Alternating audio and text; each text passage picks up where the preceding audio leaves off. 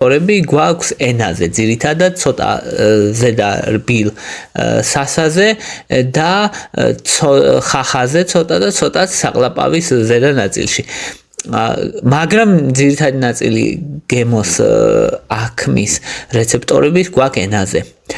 ხო, ის დიდწილად ტყუილია, რომ ამოვერო თქვა, წინ უფრო სითბოს რეცეპტორებია განლაგებული და უკანესი და ეგ დიდწილად ტყუილია ენის ყველა ნაწილი თითქმის ყველანაირი რეცეპტორების, ყველანაირი გემოს აქმა შეუძლია მცირე სხვაობებით.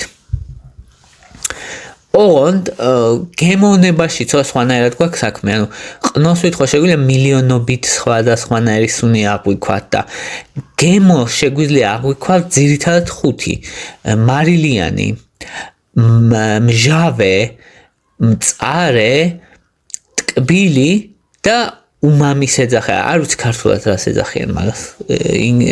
უმამი არის პირდაპირ რომ თარგმნო პირდაპირ წაიკითხო ლათინურად.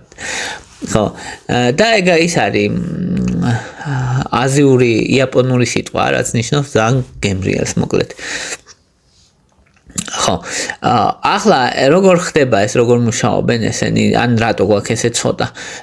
იმიტომ გვაქვს გემოვნების რეცეპტორები ცოტა, რომ მუშაობს კომბინაციაში ყნოსვასთან და ჩვენ რომ მაგალითად ვჭამთ ვაშლს სიტკბოს და ცოტა სიმჟავეს ვაშლისას უგრძნობთ როგორც გემოს, მაგრამ თვითონ ვაშლის არომატი გვესმის როგორც სუნი და ძალიან დიდი მნიშვნელობა აქვს ყნოსვის რეცეპტორებს მაგ დროს. ანუ თითქმის გემოს შეგრძნებისას ძალიან დიდი პროცენტი მოკლედ ყნოსვის დამსახურებაა და არა სინამდვილეში გემოსი.